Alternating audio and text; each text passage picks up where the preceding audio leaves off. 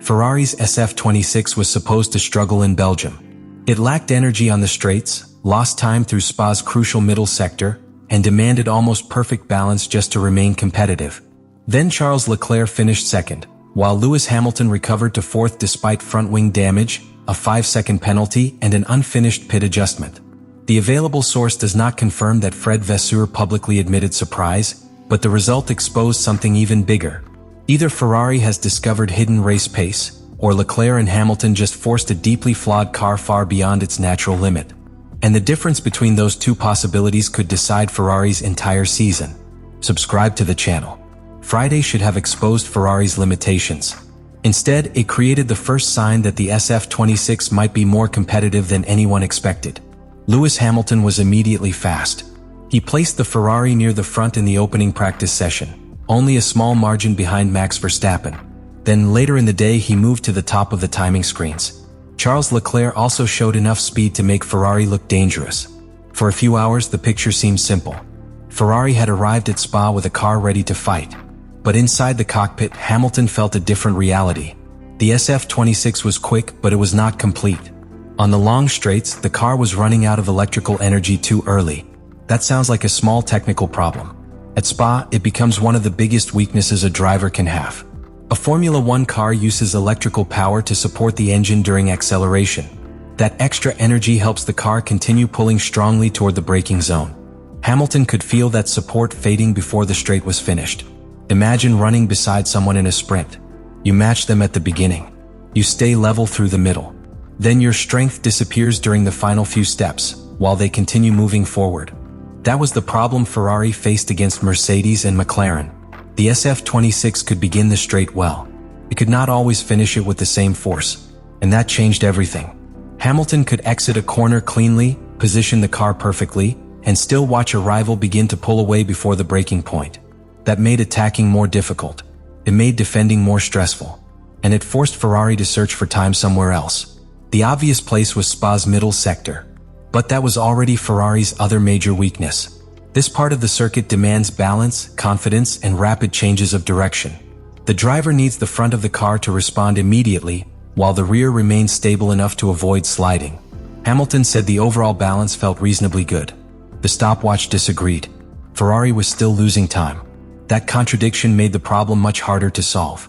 When a car feels terrible, the driver can usually describe the issue clearly. The rear is unstable. The front will not grip. The tires are overheating. The car is bouncing. But when the balance feels acceptable and the lap time is still missing, the weakness becomes harder to locate. The time can disappear quietly. A small hesitation when the front tires begin to turn. A little less speed through the center of the corner. A weaker exit. Then the electrical energy fades on the following straight. None of those losses looks dramatic alone. Together they can decide the entire weekend. And this was the first reason Ferrari's Friday pace had to be treated carefully. Hamilton had led a session. Leclerc had also looked competitive. But the car still carried two serious limitations. It lacked enough energy on the straights. And it was losing time through the most demanding middle section. That should have made the SF-26 difficult to trust over a full race distance. Then Leclerc's Friday exposed another layer. He had been near the front in the opening session. Later he dropped to 11th. The same Ferrari that looked competitive earlier suddenly appeared far less convincing. That change was not simply one disappointing result. It suggested the car was operating inside a narrow performance window. When the tires, setup, track conditions, and energy use all worked together, the SF-26 could look genuinely strong. When one detail moved in the wrong direction, the pace could disappear. Think of balancing a glass near the edge of a table. For a moment, everything looks stable. Then one small movement changes the entire situation. Ferrari's speed carried that same risk. Hamilton could lead practice. Leclerc could fall down the order only hours later. Both results came from the same car.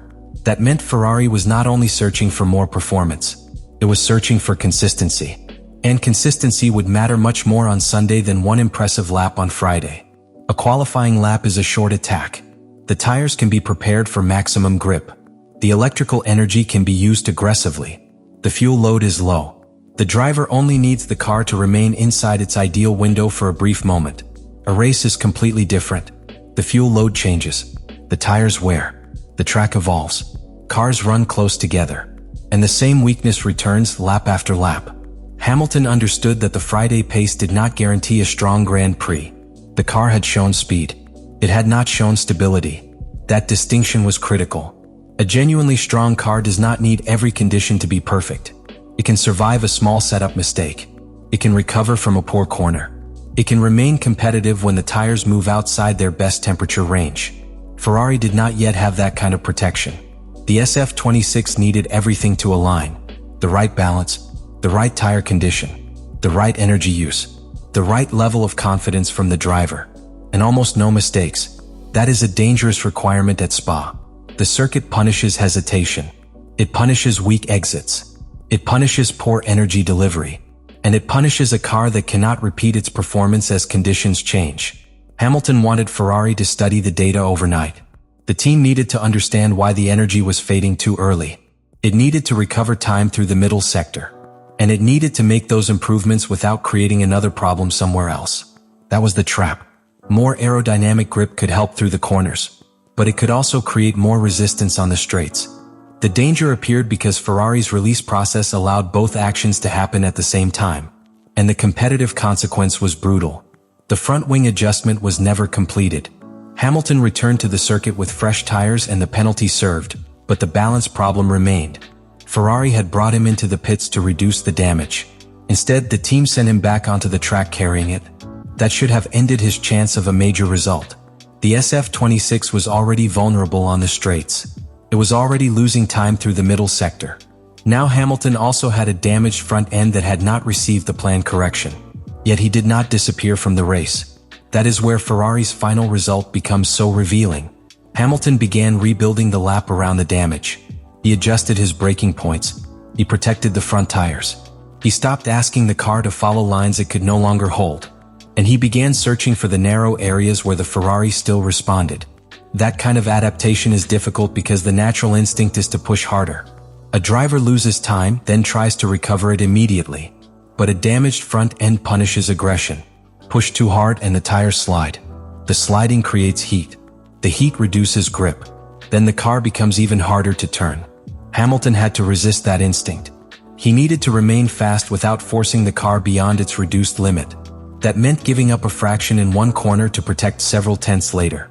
It meant accepting a slower entry if it produced a cleaner exit. It meant choosing where to attack and where to survive. Every lap became a calculation.